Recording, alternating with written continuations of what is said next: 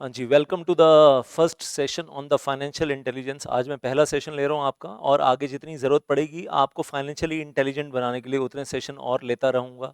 Stock market investments के बारे में बातें कुछ समझाता रहूँगा आपको आने वाले टाइम में, और मैं तो चाहूँगा कि आप अपने पेरेंट्स के साथ ज़रूर शेयर करें। This is very very very important.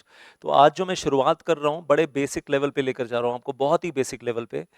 पैसे पैसे को लेकर अब बात करने जा रहे हैं सारी की सारी, और किसके बारे में बात करने जा रहे हैं? The fear of shortage of money and the greed of money, लालच। एक कुचक्र के बारे में बात करने जा रहे हैं, विशियस सर्कल के बारे में बात करने जा रहे हैं। The fear of shortage of money and the greed of money, this is the vicious circle of money. मोह माया का जाल है ये। और उस मोह माया के जाल में तीन तरीके के लोग इस दुनिया में फंसे हुए हैं। कुछ लोग जिनको हम बोलते हैं पुअर क्लास, कुछ लोग जिनको बोलते हैं मिडिल क्लास, और मिडिल क्लास में लोअर मिडिल क्लास, या फिर कहते हैं I say upper middle class. And then few people are super rich class. I say rich class मतलब फिल्दी रिच, जिनको बोलते हैं filthy rich. You understand the words filthy rich? और फिर मैं न्यूज़ सुनता हूँ, और आप गूगल के ऊपर भी सर्च करना। कोई बहुत सुपर रिच पर्सन जिसने सुसाइड कर लिया हो, मैं भी एक केस के बारे में बात करूंगा, super rich person committing suicide in India. लेकिन इंडिया के बाहर से भी न्यूज़ आती है और इंडिया में भी न्यूज़ आती है। मतलब सुपर रिच पर्सन को भी अपना पैसा मैनेज करना नहीं आता, तो सुपर डुपर रिच पर्सन को भी सुसाइड करने की नौबत आ जाती है। मतलब ऐसा किसी की ज़िंदगी में ना हो। अगर किसी को पैसे की समझ हो, पैसे को मैनेज करना आता हो, पैसे की समझ हो।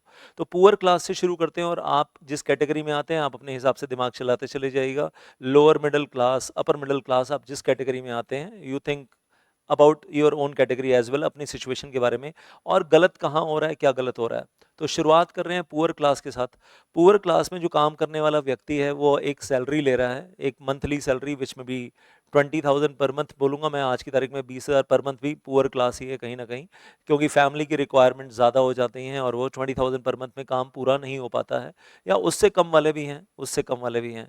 अब अगर वो और कुछ लोग डेली वेज पे काम कर रहे हैं। तो पहली चीज़ तो ये है कि जो वो हर महीने कमा रहे हैं, मैं मंथली मान लेता हूँ, प्रिज्यूम कर लेता हूँ, जो मंथली कमा रहे हैं उसमें से घर का रेंट जाता है, जिस घर में रह रहे हैं उसका रेंट जाता है, वो एक बहुत बड़ा बर्डन है। फिर पैसा कहाँ खर्च होता है? खाने पीने के ऊपर खर्च होता है, परिवार का खाना पीना है, तो फैमिली का खाना पीना उस पर खर्च होता है। वो बेचारा जो पुअर क्लास पर्सन है, उसके भी बच्चे हैं, किसी ना किसी स्कूल में पढ़ते हैं, उनकी स्कूल एजुकेशन के ऊपर खर्च होता है। अगर उसको टैक्स देना पड़ता है तो वैसे तो टैक्स की हो सकता है टैक्स ब्रैकेट में नहीं आता हो, तो टैक्स नहीं देना पड़ेगा। अगर थोड़ा बहुत इतना कमा रहा है कि टैक्स देना पड़ रहा है, तो टैक्स वगैरह भी उसमें भी जाता है, कहीं ना कहीं सरकारी खर्चों में सरकार ले जाती है। अगर उसने कोई बाइक खरीदी है, हिम्मत करके एक बाइक खरीदी है, स्कूटर खरीदा है, फ़ोन खरीदा है, और वो ईएमआईज़ में खरीदा खरीदा है, तो वो ज़ीरो कॉस्ट ईएमआई तो नहीं होती है, उस ईएमआई में भी इंटरेस्ट बर्डन होता है। तो जो लेंडिंग कंपनी है, चाहे वो बजाज फाइनेंस है, चाहे वो कोई और कंपनी है, सिटी बैंक है, एचडीएफसी बैंक है, जो फंडिंग कर रहे हैं आपके लिए, उनका ईएमआई में आपको इंटरेस्ट भी देना पड़ता है। तो कुछ पैसा वो ले जा रहे हैं। लास्ट में savings, at the end of the year saving is zero. और बहुत बड़ी टेंशन है कि जब बच्चे बड़े हो जाएंगे, उनकी शादी करनी होगी, उसके लिए भी पैसे का जुगाड़ चाहिए होगा। तो वो भी अपने आप में एक बहुत बड़ी टेंशन है कि कितना पैसा बचाएं कि बच्चों की शादी भी कर सकें उसके लिए। तो वो बेचारा पुअर क्लास, अगर सेविंग ज़ीरो रहेगी तो लाइफ तो हमेशा, मतलब क्या बोलूँ कि मुश्किलों में रहेगी। अब वो बहुत मेहनत करता है, ओवर टाइम करता है, 9 to 6 जॉब करता है, उसके बाद ओवर टाइम करता है। और जब ओवर टाइम करता है तो हो सकता है थोड़ी सी इनकम और ज़्यादा हो जाती है, लेकिन इनकम बढ़ने से क्या होता है, साथ में खर्चे बढ़ जाते हैं। थोड़ा सा ये कि इनकम बढ़ गई है तो बच्चों को अच्छा खाना मिल जाए, कभी कभार बाहर खाने के लिए चले जाएं, कभी मूवी देखने के लिए चले जाएं, तो जो थोड़ी सी इनकम बढ़ी भी थी ना, वो सैटरडे संडे को ख़त्म हो जाती है। वो सैटरडे संडे को साफ हो जाती है, जो थोड़ी सी इनकम बढ़ी थी। या वो कहीं ना कहीं, मतलब वो खर्चों में ही निकल जाता है। लास्ट में सेविंग रिमेन्स ज़ीरो। लास्ट में सेविंग रिमेन्स ज़ीरो। फिर हम बात करते हैं कि वो व्यक्ति ज़िंदगी में कुछ ज़्यादा ही मेहनती निकला, कुछ ज़्यादा ही मेहनत कर रहा है। अब बहुत मेहनत कर रहा है तो वो पता चला कि थोड़ा सा बेटर लिविंग स्टैंडर्ड आ गया, लोअर मिडिल क्लास तक पहुंच गया। अब लोअर मिडिल क्लास में अगर वो रह रहा है, तो शायद आज भी उसके ऊपर वो अपना एक रेंटल बर्डन है कि उसको रेंट देना पड़ रहा है। मंथली रेंट हो सकता है बढ़ जाए, पहले हो सकता है 1 BHK में रह रहा था, अभी ज़्यादा कमा रहा है ना, प्रमोशन भी मिल गई उसको, तो शायद 2 BHK में चला गया, थोड़ा सा बेटर घर ले लिया, तो रेंटल बर्डन बढ़ गया। लाइफ का लेवल, लाइफ का स्टैंडर्ड इंप्रूव करने के चक्कर में क्या हुआ, रेंटल बर्डन बढ़ गया, 1 BHK से 2 BHK में चला गया। लास्ट में क्या होगा, savings will remain zero, food के ऊपर खर्चा, चिल्ड्रन एजुकेशन के ऊपर खर्चा या EMIs के ऊपर खर्चा वो इंक्रीज हो गया। इनकम बढ़ने के साथ साथ उसने अपनी सेविंग्स नहीं बढ़ाई, उसने अपने खर्चे बढ़ा लिए। ये एक बहुत बड़ी, मैं कहूँगा, ट्रेजेडी है ह्यूमन बीइंग्स के साथ। मतलब हमारी साइकी जो है, हमें लगता है कि और बेटर लाइफ जीतनी है आज की तारीख में, और बेटर लाइफ जीनी है आज की तारीख में, और बेटर लाइफ जीनी है। तो होता क्या है, चाहे आप लोअर मिडिल क्लास में कन्वर्ट हो जाओ, पुअर क्लास से लोअर मिडिल क्लास में, लेकिन आपकी साइकी क्या है, बेटर फूड, बेटर क्लोथिंग्स, कपड़ों के ऊपर ज़्यादा खर्चा। तो फिर फाइनली क्या होगा, लास्ट में सेविंग्स निल। अगर मैं इस व्यक्ति से भी पूछूंगा कि यार अब तो तेरे पास इनकम ज़्यादा है, कुछ स्टॉक मार्केट में इन्वेस्ट कर ले, कुछ बचता ही नहीं है, सेविंग ज़ीरो है, तो स्टॉक मार्केट में क्या इन्वेस्ट कर लूँ। ये प्रॉब्लम है, शॉर्टेज ऑफ मनी। और वो बेचारा क्या है, वो सारी ज़िंदगी 60 साल 65 साल की उम्र तक काम करता रहेगा, क्योंकि उसकी सेविंग ज़ीरो है। और उसको अगर रोटी खानी है, अगर उसको अपनी लाइफ मेंटेन करनी है, जिंदा रहना है, तो उसको काम करना पड़ेगा up to the age of 60 years, और may be even after that up to the age of 65 years, क्योंकि सेविंग क्या है, 0/0, दैट इज देयर। और अब सुनो जरा ध्यान से, एक कॉर्पोरेट सेक्टर में ठीक ठाक जॉब मिली थी, फिर प्रमोशन मिल गई, प्रमोशन के बाद और प्रमोशन मिल गई, सैलरी स्टैंडर्ड बहुत बढ़िया हो गया। अब सैलरी स्टैंडर्ड जिसका हो गया 1 करोड़ पर एनम, अब तो बहुत पैसा है। अब 1 करोड़ रुपए पर एनम अगर सैलरी स्टैंडर्ड है, तो अब उसको ये लगता है कि भाई अब मेरे जो ऑफिस के लोग हैं वो मुझसे मिलने के लिए आएंगे, और अगर मैं 2 BHK में रहता हूँ तो नाक कट जाएगी। कभी मैं उनके घर जाऊंगा शाम को खाने पीने के लिए, कभी वो भी मेरे घर आएंगे। अब मुझे ना 4 BHK का घर चाहिए। या तो वो 4 BHK का घर, या तो वो रेंट पे लेगा तो रेंट ज़्यादा होगा, या तो वो परचेज करेगा और बैंक लोन लेगा। अब बैंक लोन लेगा तो उसमें EMIs पे करेगा बैंक की, और बैंक उसमें अच्छा खासा रेट ऑफ इंटरेस्ट चार्ज करेगा, उसका बर्डन आएगा। तो भाई अब वो 2 BHK से 4 BHK में शिफ्ट होता है, क्योंकि सैलरी बढ़ गई है। और हो सकता है कि किसी दिन बॉस घर आ जाए मिलने के लिए। अगर बॉस बॉस की भी, मतलब बॉस अपने घर बुलाता है कभी चाय के लिए, कॉफ़ी के लिए, या कभी शाम को दो छोटे छोटे पैग मारने के लिए। तो हो सकता है बॉस कभी किसी दिन आपके घर आ जाए, तो भाई इस लायक घर तो चाहिए ना, कि बॉस अगर 6 महीने में भी एक बार आ जाएगा तो अपनी नाक नहीं कटनी चाहिए। अब मामला आ गया है ईगो पे, रेपुटेशन पे, और उसको मेंटेन करने के लिए खर्चे बढ़ गए हैं। तो भाई 2 BHK से 4 BHK में EMIs ऑफ बैंक शुरू हो गई हैं। अच्छा, फिर उस घर की मेंटेनेंस भी तो है। आपने जो इतना बड़ा घर खरीदा है 4 BHK, उसकी मेंटेनेंस अच्छी खासी है। उसमें इलेक्ट्रिकल कभी कोई खराब हो जाता है, कभी कोई वाटर का कुछ सिस्टम गड़बड़ हो जाता है, तो प्लम्बर भी है, इलेक्ट्रिशियन भी है, कारपेंटर के काम भी बढ़ जाते हैं। और ऑब्वियसली जो जितना लेविश फर्नीचर होगा, अगर आपको फर्नीचर चेंज भी करना पड़ रहा है, तो वो लेविश फर्नीचर चेंज करके आप बेटर फर्नीचर लाओगे ना, घटिया तो लाओगे नहीं। तो अगर आपका सोफा 5 लाख रुपए का है, अगर आपके घर के कर्टेन 30 लाख रुपीज के हैं, इमेजिन करो 30 लाख के तो कर्टेन है आपके घर के। ऐसे वाले कर्टेन आते हैं, बढ़िया बढ़िया कंपनीज के, डेकोर वगैरह के आते हैं। अगर आपने 30 लाख के कर्टेन खरीद के लगाए हैं, जब कर्टेन चेंज करने होंगे तब भी खर्चा होगा। आई होप बात समझ में आ रही है आपको, गेटिंग द पॉइंट। तो मेंटेनेंस बढ़ गई है ना। फिर हाउस टैक्स, हाँ जी, हाउस टैक्स वो भी तो पे करना पड़ेगा, जितना बड़ा घर उतना ज्यादा हाउस टैक्स। तो जो घर आपने खरीदा है, वो घर अपने आप में 3 खर्चे लेकर आया है। नंबर 1, EMIs का खर्चा। नंबर 2, आपका monthly electricity bill, monthly water bill ज्यादा होगा, मेंटेनेंस एक्सपेंस, इलेक्ट्रीशियन, प्लम्बर और वो सारे खर्चे बढ़ जाएंगे। प्लस हाउस टैक्स जो एनुअली पे करेंगे वो भी आपको देना पड़ेगा। अगर आपकी इनकम बढ़िया लेवल पे बनी रही और बढ़ती रही तो हो जाएगा। अगर कोरोना जैसी कोई बीमारी आई, रिट्रेंचमेंट हुई, और जॉब रिट्रेंचमेंट में कंपनी ने एक झटके से 5,000 एम्प्लॉयज को निकाला, और उसमें इस व्यक्ति का पत्ता कट गया और इसको भी जॉब से निकाल दिया, उसके तो तोते उड़ जाएंगे उसके, कि ये इतना महंगा घर अब कैसे मेंटेन होगा, और ये EMI अगले महीने की जाएगी कैसे। सो वेल आई से, मतलब bigger the, well salary level, bigger the income, bigger the expense, और bigger the house, and not only house, bigger car, car भी तो बड़ी चाहिए। पहले वो आदमी स्कूटर पे चलता था, बाइक पे चलता था, फिर छोटी जॉब मिली, मतलब जॉब थोड़ी सी इंप्रूव हो गई, तो मारुति की सेलेरियो ले लिए। अभी जॉब और बढ़िया हो गई है तो फिर वो भाई फिर तो एसयूवी भी चाहिए और सेडान चाहिए और बड़ी कारें चाहिए, और अगर बीएमडब्ल्यू के लेवल पे जाना है तो उस बीएमडब्ल्यू की तो एक सर्विस जाती है तो 1.25 लाख रुपए की, 1.5 लाख रुपए की सर्विस में जाती है। उतने में तो आप नई मोटरसाइकिल खरीद लो। जितने में बीएमडब्ल्यू की एक सर्विस होती है, 1.5 लाख रुपए खर्च होते हैं एक सर्विस करवाने के, उतने में तो नई मोटरसाइकिल आ जाती है। तो उस बीएमडब्ल्यू के मेंटेन करने के खर्चे भी तो हैं, सिर्फ बीएमडब्ल्यू खरीदना नहीं है। बीएमडब्ल्यू की ईएमआईज, बीएमडब्ल्यू की के साथ में एक्सपेंसेस, दैट इज देयर। और उसके साथ जितना बड़ा इनकम ग्रुप है, अगर 1 करोड़ की सैलरी है तो 35 लाख रुपए तो टैक्स भी दे रहे हो आप, तो साल का बचता तो आपको 65 लाख है।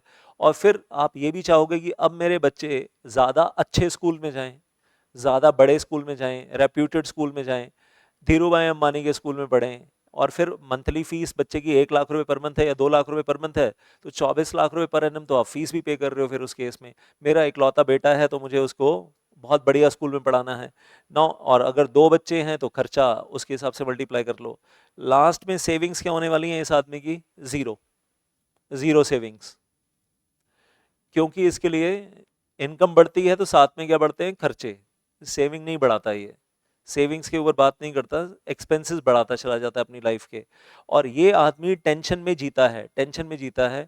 इसका टेंशन का लेवल और ज़्यादा है क्योंकि इसको ये सब कुछ मेंटेन करना है, तो टेंशन का लेवल भी तो उतना ज़्यादा है कि अगर जॉब चली गई तो ये सब कुछ कैसे मेंटेन होगा, तो खत्म हो जाएगा सब कुछ।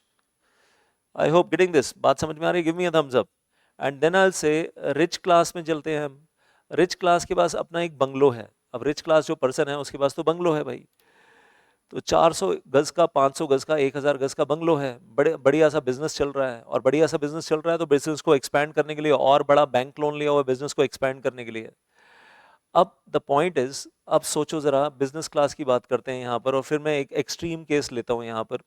जब आपका बहुत ही बढ़िया बिजनेस चल रहा है, आपने बढ़िया सा बैंक लोन लेकर और बिजनेस एक्सपेंशन में ले गए आप, फिर कोरोना जैसी सिचुएशन आ गई all of a sudden. Corona आने से पहले वो बिजनेस बहुत ही बढ़िया चल रहा था, 200 करोड़ का, 500 करोड़ का, 1000 करोड़ का बिजनेस चल रहा था, और जितने लेवल का बिजनेस था उसका डबल लेवल का बैंक लोन था। 2:1 बोलते हैं debt equity ratio businessman. 1000 crore आपने अपनी जेब का लगाया है, 2000 करोड़ बैंक का लिया हुआ है, 3000 करोड़ का बिजनेस आप कर रहे हो। कोरोना आ गया, लॉकडाउन हो गया, बिजनेस शटडाउन हो गया, उसके बाद दुनिया का पैटर्न चेंज हो गया। लोगों ने, मूवीज की बात करें तो सिनेमा हॉल में मूवीज देखने के बजाय लोगों ने अमेजॉन, नेटफ्लिक्स और वो सब डिज्नी के ऊपर मूवीज देखना शुरू कर दिया। कोई भी नई मूवी रिलीज होती है, छोड़ना यार सिनेमा हॉल पे क्या देखना है, अपने घर पे ही देख लेंगे। कुछ टाइम के बाद घर पे आ जाएगी तो घर पे देख लेंगे, ऑनलाइन देख लेंगे, सेल फोन के ऊपर देख लेंगे, on your own cell phone.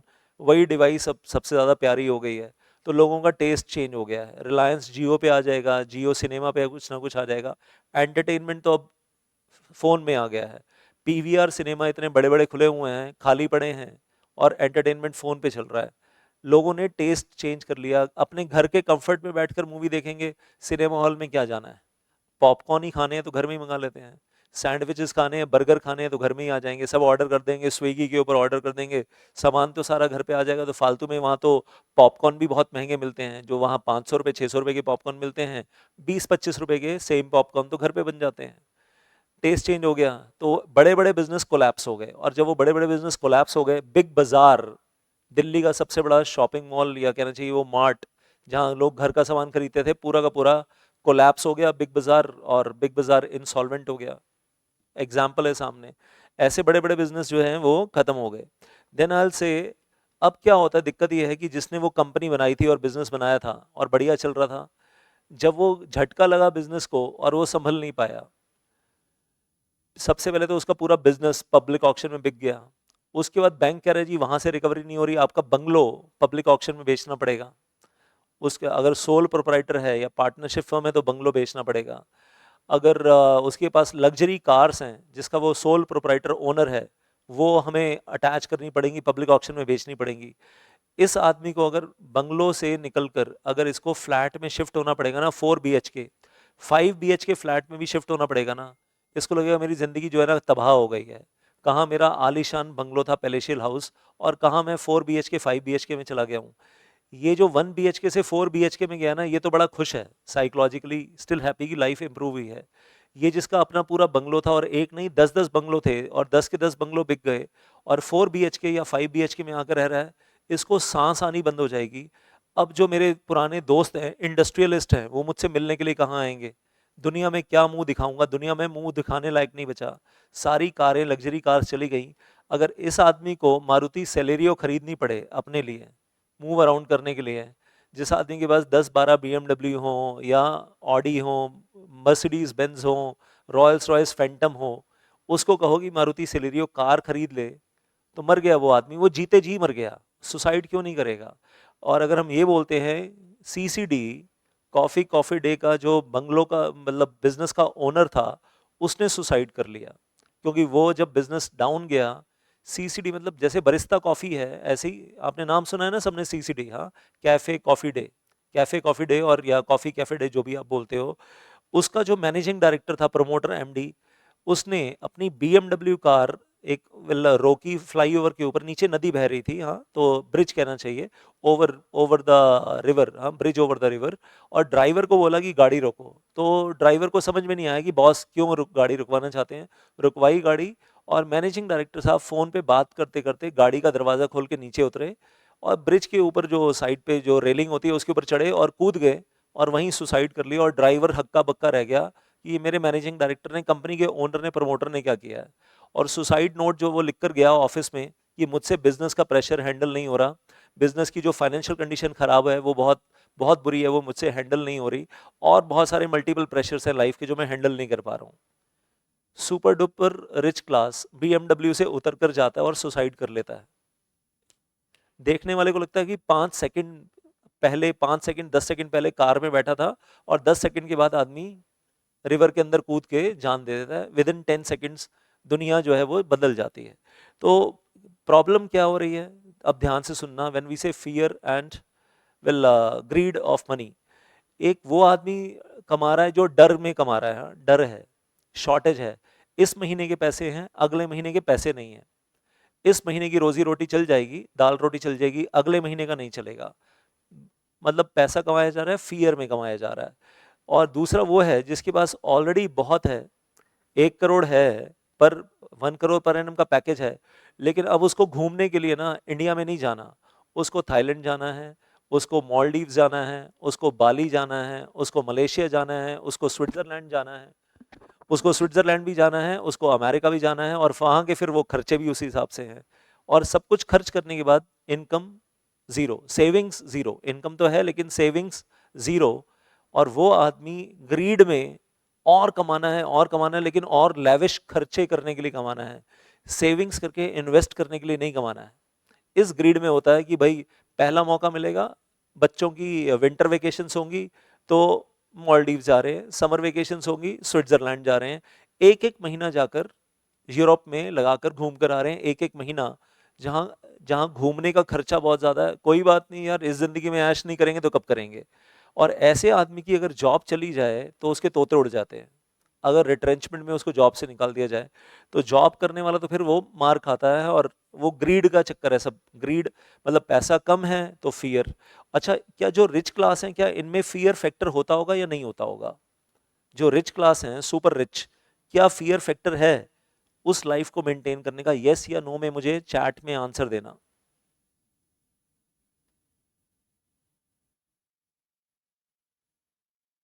Yes या नो में चैट में आंसर देना। जो इंडिया का नंबर 1 रिचेस्ट पर्सन है ना, उसको भी फियर है क्या? गौतम अडानी को भी फियर है कि मेरे शेयर के रेट नीचे गिर गए तो मेरे को भी प्रॉब्लम होगी? क्या गौतम अडानी को भी डर लगता होगा? गौतम अडानी को, मुकेश अंबानी को भी क्या डर लगता होगा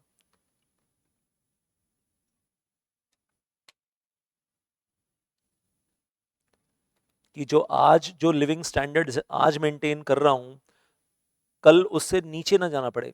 नंबर 1 को डर यह है कि मैं नंबर 2 ना हो जाऊं, नंबर 2 को डर है कि मैं नंबर 10 ना हो जाऊं। मुझे तो जहां जिस स्पॉट पे आ गया हूं वहीं रहना है। जबकि वो पैसा इतना है जो आप जिंदगी में शायद बैठकर काउंट भी नहीं कर सकते, अगर हाथ में आ जाए तो काउंटिंग भी नहीं कर सकते, लेकिन उसको वो जो नंबर्स हैं उस नंबर से वो प्यार हो गया कि मैं नंबर 1 स्पॉट पे हूं, मैं नंबर 2 पे ना आ जाऊं। ये प्रॉब्लम है। बात समझ में आ रही है? Getting this? तो मतलब ये एक विशियस सर्कल है।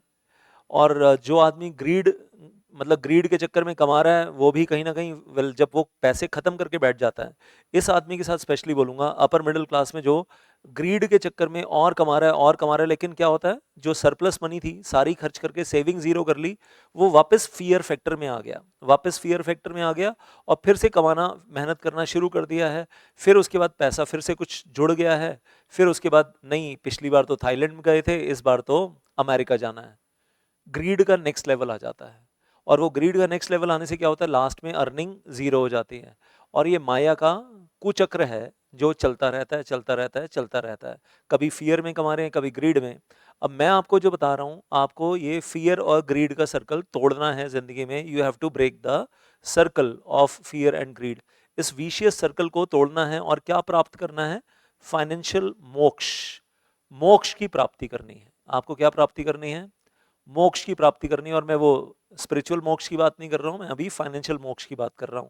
वो कैसे करनी है, rule number 1, don't work for money, don't work for money but let the money work for you.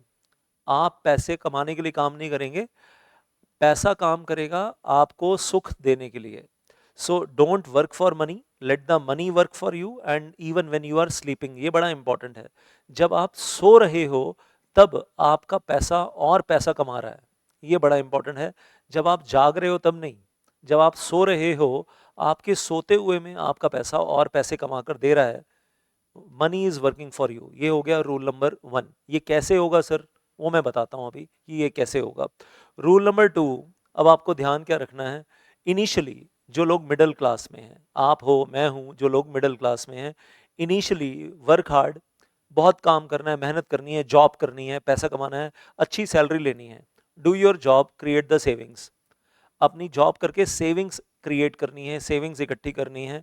फिर उसके बाद क्या करना है, यू हैव टू उन सेविंग से आपको वो एसेट्स परचेज करनी है जो और पैसा कमाती हैं। आपको वो एसेट्स परचेज नहीं करनी जो कोई पैसा नहीं कमाती। आपने घर खरीदा है, फ्लैट खरीदा अपने रहने के लिए, zero earning from the house in which you are staying.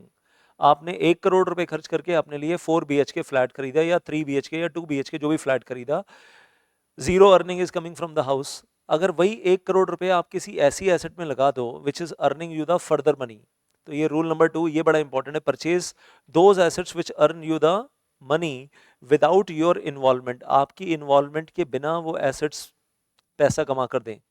तो आपको मैं एक चीज बोलूंगा, आपको घर नहीं खरीदना है अभी, आपने ये जो सेविंग क्रिएट की है, आपको बैंक लोन लेकर वो हाउसिंग लोन लेकर ईएमआई के जाल में नहीं फंसना है, या कार खरीद कर ईएमआई के जाल में नहीं फंसना है। आपको क्या करना है, अपनी एसेट से अपनी अपनी जो सेविंग्स हैं, सबसे पहले उससे वो एसेट खरीदनी है जो आपको और पैसा कमा कर दे। और उसके बाद ये जो उस एसेट से अर्निंग आ रही है, वो अर्निंग आपकी क्या मदद करेगी वो मैं आपको बता रहा हूँ स्टेप नंबर 3 में। अब फाइनली आप जब घर खरीदते हो और आपकी मंथली ईएमआई है, या आप कार खरीदते हो आपकी मंथली ईएमआई है, या जो आपका वर्ल्ड टूर है, वर्ल्ड टूर पे जाते हो कभी किसी कंट्री में कभी किसी कंट्री में, उसके जो खर्चे हैं वो सारे खर्चे कहाँ से निकलेंगे, आपकी वो एसेट्स, आपकी वो एसेट्स जो आपने खरीदी थी ना, जो अर्न करती है मनी, वो जो पैसा निकाल निकाल कर दे रही है ना, उस पैसे से आप ये सारे काम करोगे। आप हाउसिंग लोन की ईएमआई दोगे, कार लोन की ईएमआई दोगे और वर्ल्ड टूर की ईएमआई दोगे। आप अपने मेहनत से जो पैसा कमा रहे हो ना, इससे वर्ल्ड टूर पे नहीं जाओगे। आप अपनी मेहनत से जो पैसा कमा रहे हो, इससे आप घर नहीं खरीदोगे, इससे आप कार नहीं खरीदोगे। मेहनत के पैसे से आप वो एसेट खरीदोगे जो आपको और पैसा कमा कर देगी। और वो जो पैसा आएगा, उस पैसे से घर खरीदना, उस पैसे से कार खरीदना, उस पैसे से वर्ल्ड टूर पे जाना, घूमना फिरना, जहां पर भी जाना है। मैं कहता हूँ इंडिया में जाना है, गोवा जाना है, अंडमान जाना है, जम्मू कश्मीर जाना है, जहां जाना है, जो भी करना है, या इंडिया के बाहर जाना है, सब उस अर्निंग से आएगा। तो सबसे मुद्दे की बात यह है कि जो आपने हार्ड वर्क से मतलब कमाया है, उससे आपको एसेट्स खरीदनी है। और कौन सी वाली एसेट्स, जो तब भी पैसा कमाएं जब आप सो रहे हो, जिसमें आपकी इन्वॉल्वमेंट जीरो हो। तो मैं कहूंगा आपने जिंदगी में कुछ समझदारी वाला काम किया है। I hope getting the point. Then I will say, अब जी वो एसेट्स क्या हो सकती हैं सर, जो हम सो रहे हैं तो भी सबसे इंपॉर्टेंट चीज़ ही यही है। वो एसेट्स कौन सी हैं जब हम सो रहे हैं और वो हमें पैसा कमा कर दे रही हैं। तो मैं कहूँगा नंबर 1, वो एसेट हो सकती है, आपने कोई बुक लिखी है, आपने अपनी इंटेलिजेंस से कोई बहुत बढ़िया बुक लिखी है, आपने पब्लिशर को दे दी, वो पब्लिश कर रहा है और आपको हर महीने मंथली रॉयल्टी आ रही है, जबकि अब आपकी एफर्ट जीरो है, पब्लिशर पब्लिश भी कर रहा है, बेच भी रहा है और बेचकर प्रॉफिट भी कमा रहा है, लेकिन बीच में से आपको 10% रॉयल्टी पे कर रहा है। ये आपकी एसेट है, वो जो आपने बुक लिखी है, जो आपको जिंदगी भर कमा कमा कर देती रहेगी। नंबर 2, आप स्टॉक मार्केट में कुछ ऐसी सेफ इन्वेस्टमेंट करते हैं, सेफेस्ट, सेफ और सेफेस्ट। म्यूचुअल फंड्स में कोई ऐसी स्कीम है जहां पर ढूंढो जीरो रिस्क हो, जीरो रिस्क हो और जितना आपने पैसा लगाया है वो ऊपर जाए, नीचे ना जाए, मल्टीप्लाई हो, नीचे ना जाए। म्यूचुअल फंड्स में वो वाली स्कीम भी आती है जिसमें हायर रिस्क वाली होती है और वेरी हाई रिस्क वाली भी होती है, वो भी होती हैं। तो स्टॉक मार्केट में अब तीनों तीनों पॉसिबिलिटीज हैं। क्या क्या 3 पॉसिबिलिटीज हैं? आप जीरो रिस्क पे इन्वेस्टमेंट कर रहे हो सेफेस्ट म्यूचुअल फंड स्कीम चुनकर, लेकिन उसमें एनुअली इंक्रीज कितना हो रहा है? 15% per annum, 16% per annum increase हो रहा है। UTI index fund, UTI Nifty index fund scheme, UTI Nifty index fund scheme एक साल में 15% पर एनम कमा कर दे रहे हैं, लेकिन पैसा 1000% सेफ है, नीचे नहीं जाएगा, 15% पर एनम आएगा। अगर आपके पापा अगर बैंक में लगाते हैं पैसा, मतलब बैंक में एफडी करते हैं, एक साल में कितना कमाते हैं? 7.5%, 8%। उससे डबल तो हो ही रहा है, उससे उसका डबल आ रहा है। और अगर उसका डबल आ रहा है और आपने 1 लाख रुपए इन्वेस्ट किए हैं, उसके 1,15,000 हो गए, तो 15,000 तो कमाए। बैंक में रखा, एफडी करवाई 1 लाख रुपए की, तो 1,08,000 हो गए, यहाँ तो 1,15,000 हो रहे हैं। तो जो मैंने अभी स्कीम बताई है आपको, और zero risk scheme, zero risk scheme, सिर्फ पता होना चाहिए कब खरीदना है और कब बेचना है। गलत टाइम पे खरीद लिया तो सब गड़बड़। Buy when everybody is selling, sell when everybody is buying, वो एक चीज पता होनी चाहिए कि कब खरीदना है, कब बेचना है। और स्टॉक मार्केट में उससे ज्यादा रिस्क वाली चीजें भी हैं, लेकिन लोगों को लालच क्या होता है? Higher the risk, higher the reward. और उस चक्कर में क्या होता है, वेरी हाई रिस्क वाली चीजें लोग स्टॉक मार्केट में खरीदते हैं और 1 लाख रुपए की इन्वेस्टमेंट की, 90,000 साफ हो गए, 10,000 बच गए, या 1 लाख पूरा ही साफ हो गया, 0% रह गया। वो लोग फिर कसम खाते हैं हम स्टॉक मार्केट में दोबारा कभी नहीं आएंगे, लेकिन वो अपनी बेवकूफ़ियों की वजह से मारे जाते हैं, बेवकूफ़ियों की वजह से। सबसे पहले ये ढूंढो कि स्टॉक मार्केट में वो कौन सी चीज़ है जिसमें रिस्क 0% है, सबसे ज़्यादा पैसा वहीं इन्वेस्ट करो। मैंने स्कीम का नाम पहले बोला था, दोबारा बोल देता हूँ, UTI Nifty index fund scheme, direct growth, उसके अंदर पैसा लगाओ। तो मैं कहूँगा 15% पर एनम की ग्रोथ लेते रहो और टेंशन खत्म हो जाती है। उसमें सिस्टमैटिक इन्वेस्टमेंट प्लान भी बनता है और उसमें बल्क इन्वेस्टमेंट भी होती है, दोनों तरीके हैं। उसकी डिटेल मैं आज नहीं बता रहा हूँ। तीसरा है, मैं कहूँगा कि आप कोई लैंड, कोई प्रॉपर्टी ऐसी खरीदो जिसमें एक तो प्रॉपर्टी का रेट अप्रिशिएट हो, लंबे समय तक बढ़ता रहे, ऊपर जाता रहे। दूसरा, अगर वो कॉमर्शियल प्रॉपर्टी है और आपने कॉमर्शियल प्रॉपर्टी खरीद के रेंट पे चढ़ा दी, शॉप है, शोरूम है, तो वहां से जो आपको रेंटल इनकम हर महीने आती रहेगी, वो बहुत बढ़िया आती रहेगी। तो आल से, और वहां से जो रेंटल इनकम आ रही है उसको स्टॉक मार्केट में इन्वेस्ट कर दो, उस पैसे को और पैसे में मल्टीप्लाई कर लो। आप अपनी जरूरत के लिए जो है वो खर्चा करो जरूरत के लिए, लेकिन फिर वापस री इन्वेस्ट कर दो, उस पैसे को और मल्टीप्लाई कर लो। इसके अलावा और चीजें भी एसेट्स हो सकती हैं जो आपको पैसा कमा कर देंगी जब आप सो रहे हैं।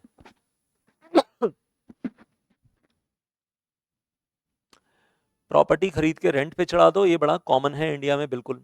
तो मैं कहूँगा कि नाउ द पॉइंट इज, लेकिन अगर वो रेजिडेंशियल प्रॉपर्टी खरीद के आप रेंट पे चढ़ा रहे हो तो रेंटल इनकम बहुत कम आएगी। कॉमर्शियल प्रॉपर्टी परचेज करके आप रेंट पे चढ़ा रहे हो, शॉप या शोरूम, तो उसमें रेंटल इनकम कहीं ज़्यादा आएगी, क्योंकि जो आपसे प्रॉपर्टी रेंट पे ले रहा है उसको ये मालूम है कि मैं इससे बहुत कमाने वाला हूँ आगे। अगर आप किसी से, अगर आपको, आप अपनी प्रॉपर्टी किसी को रेंट पे दे रहे हो और उससे एनुअल रेंट आप 36 लाख रुपए पर एनम ले रहे हो, और उसको, वो आदमी जो उस प्रॉपर्टी से 5 करोड़ रुपए पर एनम कमा रहा है, तो सोचो ना, उसको 36 लाख रुपए पर एनम देने में कोई प्रॉब्लम नहीं है। लेकिन रेजिडेंशियल प्रॉपर्टी का कोई आपको आसानी से 36 लाख रुपए पर एनम नहीं देगा, कॉमर्शियल प्रॉपर्टी का मिल जाएगा। इट डिपेंड्स कि आप, वेल, आपके एरिया की सिचुएशन वगैरह क्या है, इट ऑल डिपेंड्स। तो इसलिए मैंने यहाँ पर जानबूझ कर क्या लिखा, it is always better to buy a commercial property and give it on rent, और वहां से अच्छी खासी रेंटल इनकम कमा लो। तो ऐसी ही और चीजें हैं जो मैं कहूंगा, एटसेट्रा एटसेट्रा एटसेट्रा। अब बस रूल वापस याद रखना, क्या rule? Don't work for money, let the money work for you, that's very important. और अब आपको क्या, अब आप पैसे के पीछे नहीं भाग रहे हो, आप वेल्थ क्रिएट कर रहे हो, इसको बोलते हैं वेल्थ क्रिएशन। इस फाइनेंशियल मैनेजमेंट में आपको क्या सीखना है यहाँ पर, कि जो आप क्रिएट कर रहे हो वो क्या कर रहे हो, this is called wealth creation. और जब मैं कहूंगा कि जो मैंने आपको बोला, आप मतलब 25 साल की उम्र में जॉब शुरू करो, 50 साल की उम्र 55 साल की उम्र तक जॉब करो, मैं मना नहीं कर रहा, घर बैठ के निठल्ले थोड़े ना बनना है। लेकिन उस जॉब में क्या करना है, जो भी आप कमा रहे हो, एक बार रिपीट कर लेते हो, जो भी आप कमा रहे हो उसमें से सेविंग्स क्रिएट करो, सारा पैसा उड़ाओ मत। गोवा जाना है बाद में चले जाएंगे, मलेशिया जाना है बाद में चले जाएंगे, पहले सेविंग्स क्रिएट करो। उन सेविंग्स को अब वो स्टॉक मार्केट में सेफ इन्वेस्टमेंट में लगाना है, म्यूचुअल फंड की सेफेस्ट स्कीम में लगाना है, या कॉमर्शियल प्रॉपर्टी खरीदने में लगाना है, वहां लगाओ। और उसके बाद जो वो एसेट्स आपने क्रिएट कर लिए हैं, उन एसेट से जो इनकम आपके पास आ रही है, जब वो इनकम भरपूर बढ़िया वाली आनी शुरू हो जाए, आपको पता चले कि 2 लाख रुपए पर एनम, 3 लाख रुपए पर एनम आपकी वो इनकम आ रही है जिसमें आप मेहनत नहीं कर रहे हो, खुद चलकर आती है। 5 लाख रुपए, सॉरी पर मंथ बोलूंगा, 5 लाख रुपए पर मंथ या 10 लाख रुपए पर मंथ आपको वो इनकम आ रही है जो खुद चलकर आ रही है, जिसमें आपको मेहनत नहीं करनी पड़ रही है। अब उस पैसे से आप घर भी खरीद सकते हो, उस पैसे से आप फिर मंथली ईएमआई बन जाएंगी घर की, कोई दिक्कत नहीं है। उस पैसे से आप गाड़ी खरीद रहे हो और मंथली ईएमआई दे रहे हो, कोई दिक्कत नहीं है, क्योंकि आप अपनी मेहनत का पैसा नहीं लगा रहे हो उसमें। आपने वो जो वर्क, हार्ड वर्क वाला पैसा ना, उस पैसे से आपने घर नहीं खरीदा, उस पैसे से आपने कार नहीं खरीदी।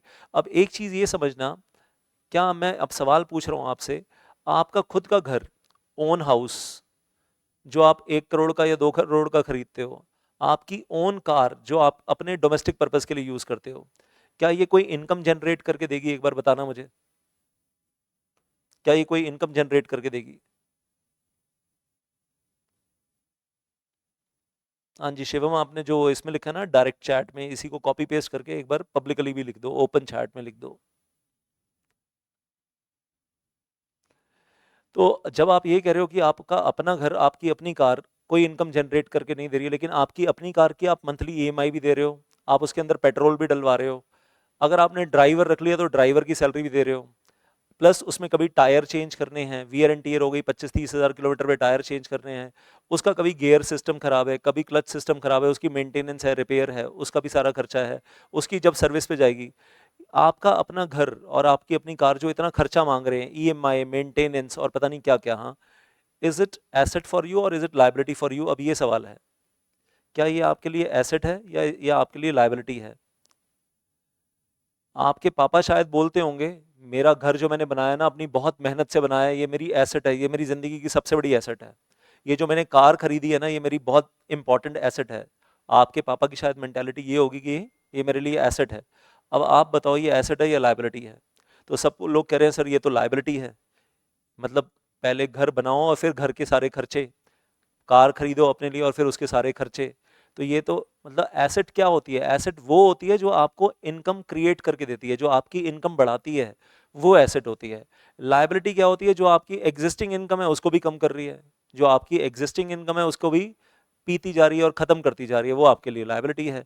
तो आपकी, अगर आपका ओन हाउस, ओन कार अब आप लेकर बैठे हो, तो मैं कहूँगा उसकी वैल्यू तो डेड, उसको बोलते हैं डेड एसेट। डेड एसेट बोलते हैं कि अपने घर से कुछ कमाना तो है नहीं जिसमें आप रह रहे हो, चाहे वो घर 1 करोड़ का हो या 5 करोड़ का हो या 7 करोड़ का हो या 10 करोड़ का हो, घर घर तो डेड एसेट ही है ना, वो कुछ कमा कर तो दे नहीं रहा है। अगर आपका घर छोटा है लेकिन आपकी दुकान बड़ी है और वो आपको कमा कर दे रही है, तो वो आपके लिए एसेट है, वो आपके लिए एसेट है। I hope getting this. तो मेरे हिसाब से हम कैसे डिफाइन करेंगे? एसेट वो होती है जो आपको पैसा कमा कर देती है, ला कर देती है जब आप सो रहे होते हैं। और लायबिलिटी वो होती है जो आपके पैसे को खत्म करती जाती है, आपके पैसे को कम करती जाती है। और अगर आपका ओन हाउस और आपकी ओन कार अगर उस पैसे को खत्म कर रही है, तो वो एसेट नहीं है आपके लिए, लायबिलिटी है, लायबिलिटी है। और आप लोग जनरली क्या होता है, जो लोग नई नई जॉब करते हैं, जो लोग नई नई जॉब करना शुरू करते हैं, पहली बार जिंदगी में पैसा आना शुरू होता है, तो चल यार बाइक ले ले, चल, वो ये नहीं सोचेंगे कि शेयर खरीद ले, चल यार बाइक खरीद लेता हूँ, फिर और पैसा आ गया, चल यार कार खरीद लेता हूँ, ईएमआईज का बर्डन बढ़ाते जाएंगे, और पैसा आ गया, अब मैं 2 BHK या 3 BHK फ्लैट खरीद लेता हूँ। तो पहली बार इनकम आई तो ईएमआईज के ऊपर बाइक खरीदी, फिर इनकम बढ़ गई तो ईएमआईज के ऊपर कार खरीदी, फिर इनकम बढ़ गई तो ईएमआईज के ऊपर 3 BHK ले लिया, फिर इनकम बढ़ गई तो 3 BHK बेचकर जो पैसा आया उससे 5 BHK लिया, और फर्दर ईएमआई का बर्डन और आ गया। बात समझ, मतलब सारी जिंदगी ईएमआईज में निकल जाएगी। और जितना आप ज्यादा कमा रहे हो उतना ज्यादा टैक्स भी पे कर रहे हो। 1 करोड़ की सैलरी हो गई पर एनम, 35 लाख रुपए टैक्स चला गया, 65 लाख रुपए हाथ में आया, उसमें से आप बैंक की ईएमआईज दे रहे हो। और प्रैक्टिकली क्या होता है, 1 साल की टोटल इनकम में से अगर आप इनकम टैक्स, जीएसटी और जो सरकार को जाता है ultimately, income tax, GST plus I will से बैंक की ईएमआईज में जो आप इंटरेस्ट पे कर रहे हो, अगर आप देखोगे तो 1 साल की इनकम में से 12 महीने की इनकम में से 7 महीने की इनकम यहीं खत्म हो जाती है, इन्हीं चीजों में खत्म हो जाती है। एवरेज इंडियन मिडिल क्लास 5 महीने की इनकम आप अपने घर लेकर आते हो, जिससे पूरे साल की रोटी चलती है और पूरे साल का खर्चा पानी चलता है। तो मेजॉरिटी ऑफ द पार्ट तो आप कमाकर किसको दे रहे हो? सरकार को। और पहली बेवकूफी यहीं पर होती है। पहली बेवकूफी क्या होती है? बहुत काम किया, अभी इनकम थोड़ी सी ठीक हो गई है, तो लाइबिलिटीज खरीदना शुरू कर दो। आप क्या खरीद रहे हो?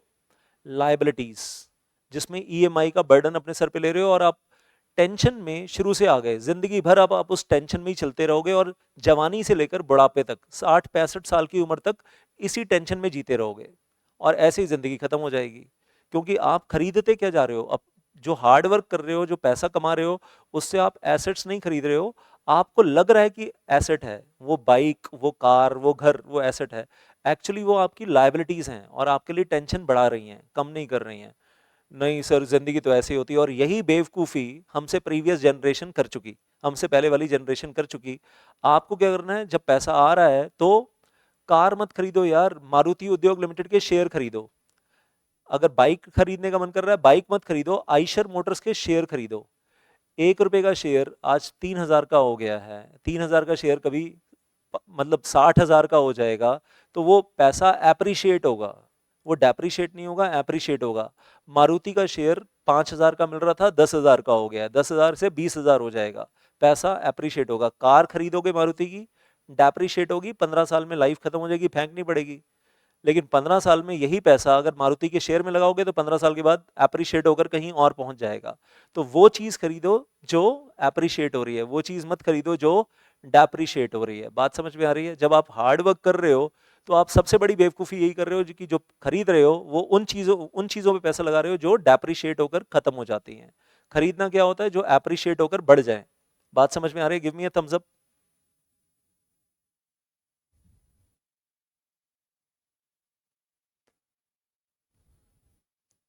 नहीं सर, पापा कहते थे कि सांस लेने के भी पैसे दे रहे हो, तुम्हें पता नहीं है। अच्छा, चलो जो भी है।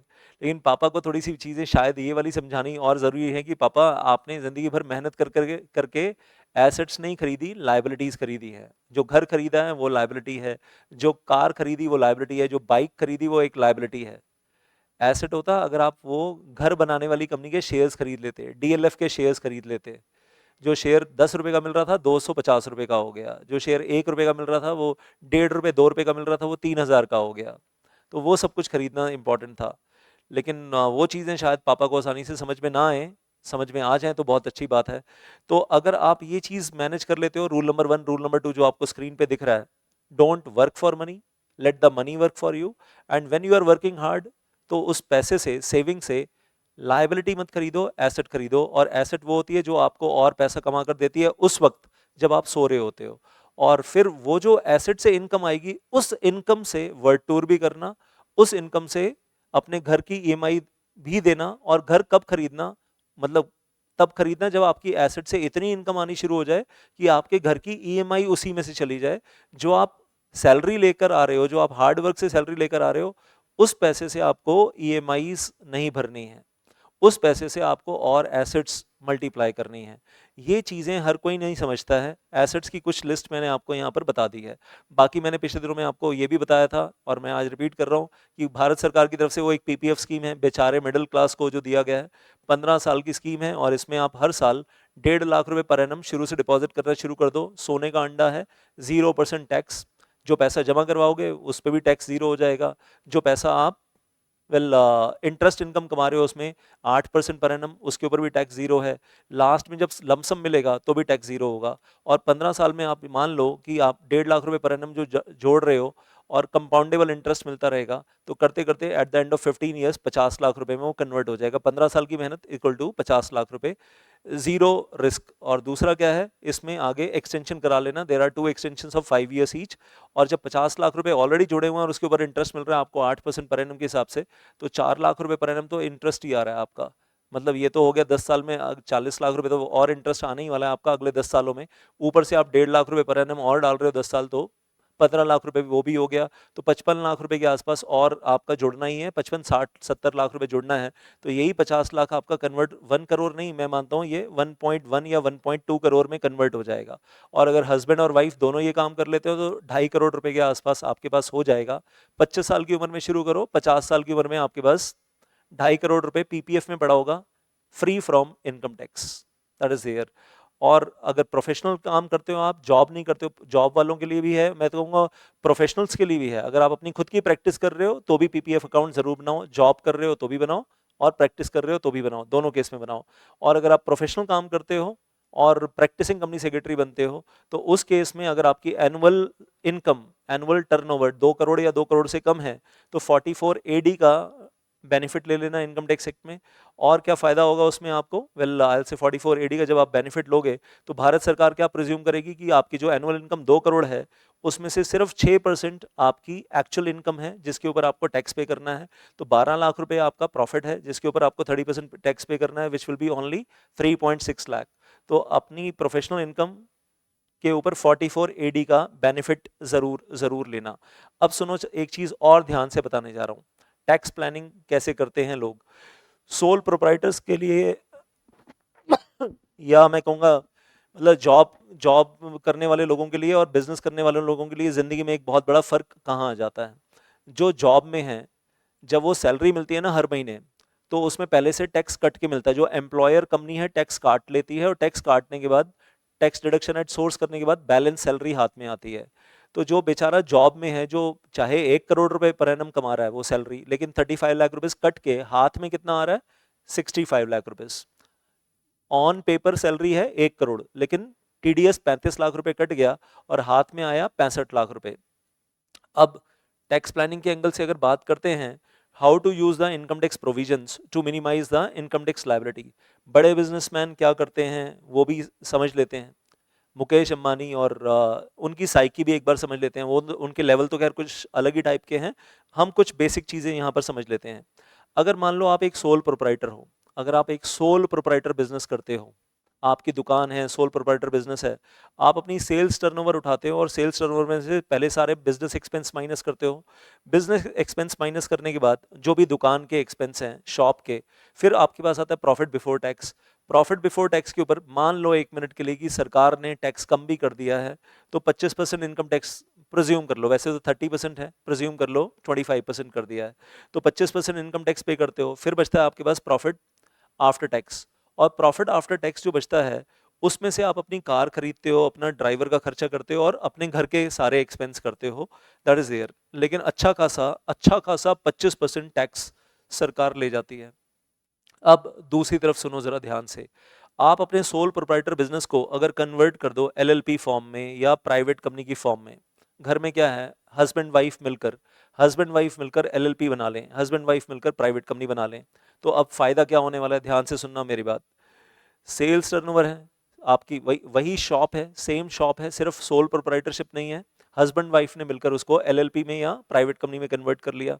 सेल्स टर्नओवर सेम चल रही है यहाँ, और यहाँ पर कोई चेंज नहीं है। इसमें से सारे बिजनेस एक्सपेंस माइनस करने हैं, वो भी सेम चल रहा है, that is going on same. Just a sec.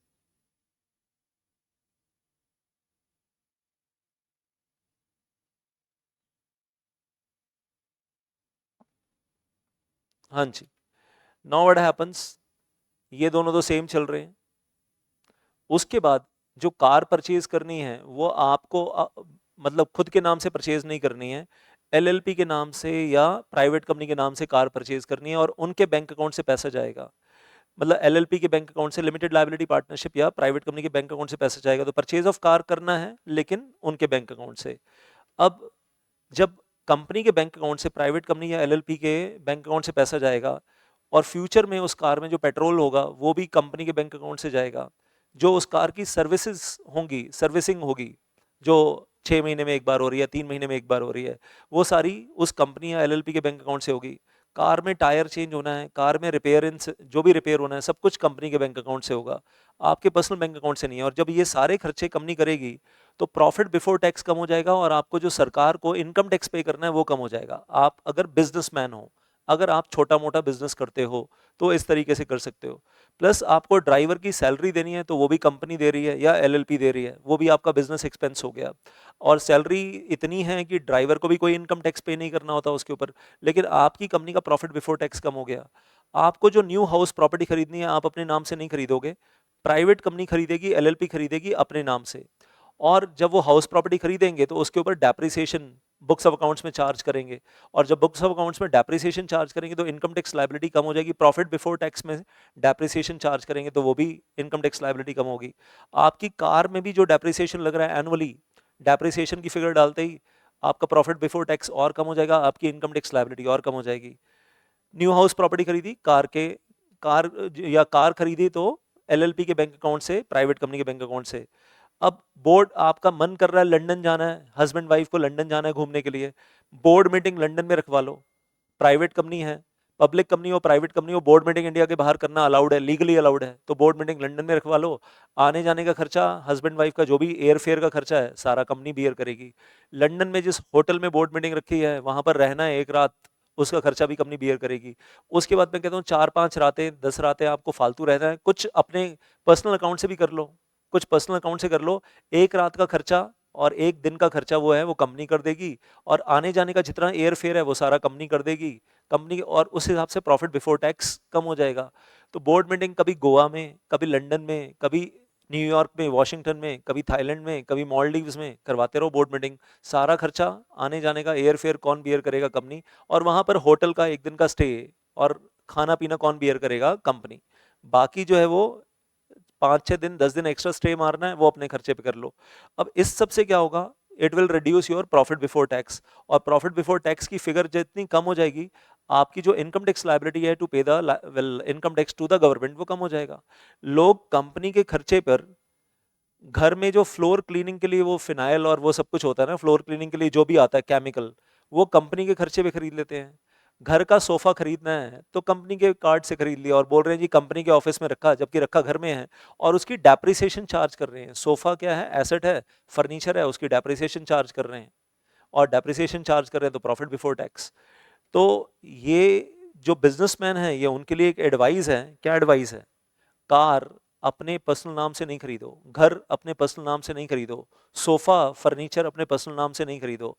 Board meeting करनी है, जिस देश में करनी है, मतलब जहां घूमने का मन करे वहां बोर्ड मीटिंग करवा लो, आने जाने का एयर फेयर कंपनी के नाम से। समझ में आ रही है बात? समझ में आ रही है कि उससे क्या होगा? टैक्स लायबिलिटी कम हो जाएगी। और कुछ गलत नहीं है, सारी दुनिया कर रही है यार, सारी दुनिया कर रही है, तो you can do that, you can do that, nobody stops. और बाकी तो मैंने आपको वो पीपीएफ के बारे में ऑलरेडी समझा दिया। वेल ये वही एग्जांपल दोबारा से शेयर हो रहा है।